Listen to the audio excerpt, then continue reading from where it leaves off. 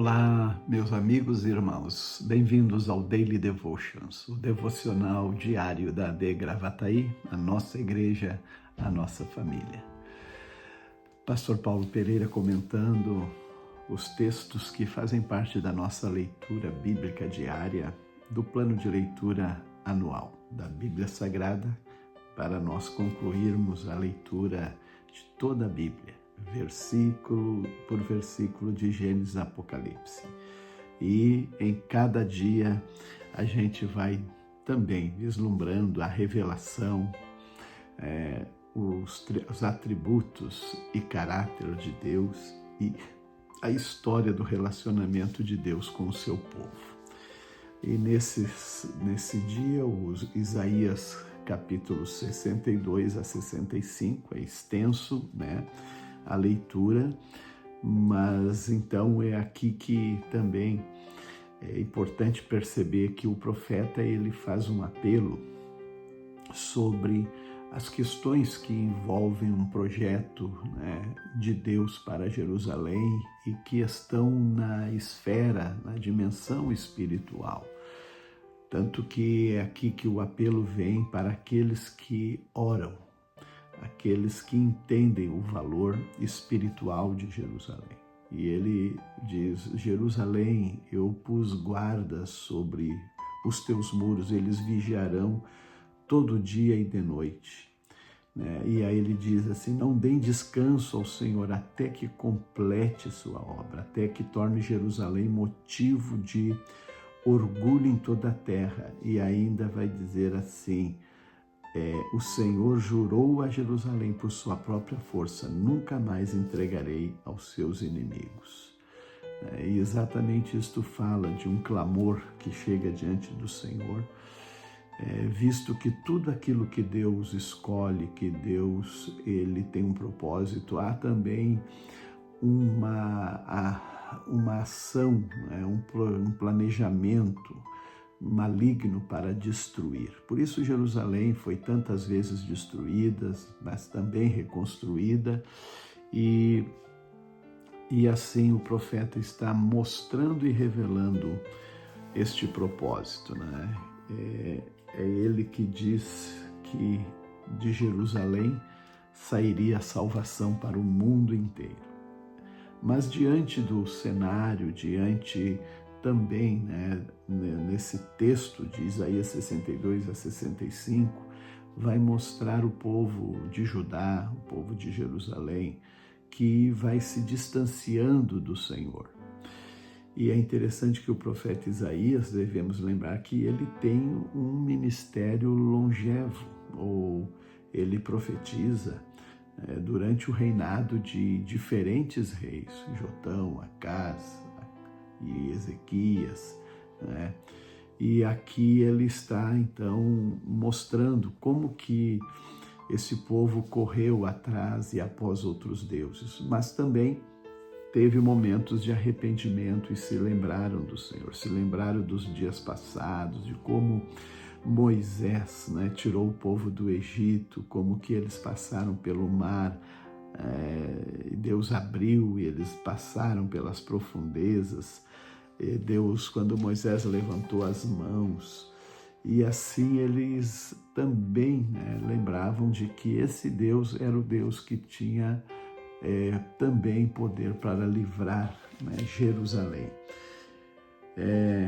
Também é sempre colocado, pois nesse tempo do ministério de Isaías, Isaías percebia o distanciamento das pessoas de Deus e a maneira como eles iam adorar outros deuses, e Deus agora lança em rosto isso para eles. Eles, então, o dia todo me insultam abertamente ao adorarem ídolos em seus jardins e queimarem incenso em seus altares. À noite ando no meio de sepulturas e consulto os mortos, comem carne de porco, fazem sopados com outros alimentos proibidos. Dentro das ordenanças e mandamentos bíblicos para Israel, então existia a culinária que foi estabelecida por Deus do que eles deveriam e não deveriam comer. E essa desobediência, né, em tropeçar nesses alimentos também desagradava ao Senhor. E aqui então o Senhor promete pelo profeta, né? E acho importante que muitos textos que a gente vem lendo em Isaías estão lá também numa projeção, né, eterna ou escatológica das coisas que também são ditas por João, né, quando ele revela o Apocalipse. E ele diz aqui, o profeta Isaías, o que João também ele vê lá nas revelações. Vejam, crio novos céus e nova terra, e ninguém mais pensará nas coisas passadas. Alegre-se e exultem para sempre em minha criação. Veja, criarei Jerusalém para ser um lugar de celebração. E nós sabemos, pelo livro também de Apocalipse, que há uma Jerusalém celestial que vai, né, celebrar o povo de Deus com o seu Senhor, né? E é isso que nós vemos já desde os tempos do profeta Isaías, já vislumbrando esses dias. E aqui nós vamos ver também na carta de Paulo aos Filipenses, capítulo 2 e 3, o apóstolo tem uma relação muito especial com aquela igreja e um carinho, né, muito grande.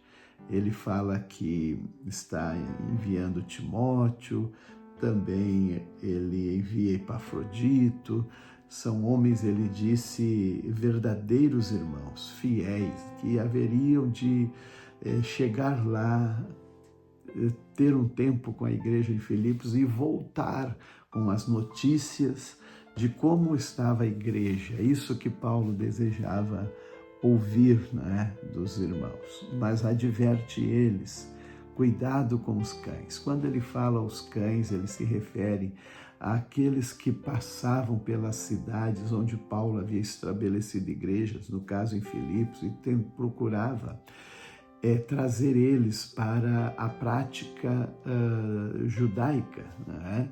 Não que a prática judaica era algo errado, mas para os gentios não caberia.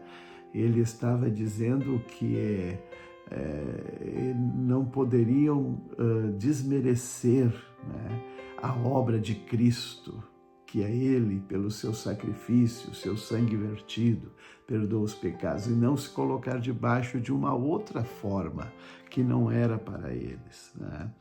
Então, é isso que ele adverte. O Salmo 73, ele é muito especial.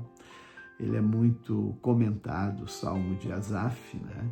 Porque é a maneira de alguém, sabe, deixar de olhar para os seus valores, aquilo que Deus construiu para a gente e nos favoreceu com sua bondade, e olhar para outros que talvez maus, injustos, ímpios, mas também têm aparentemente uma vida boa, parece que próspera, força, mas o final não é assim. O final desses não é bom. O final da impiedade vai levar a consequências trágicas. E é isso que o Asaf percebeu quando ele viu assim o final do justo, aquele que sobe ao templo do Senhor. Muito bem. Então nós, com Provérbios 24,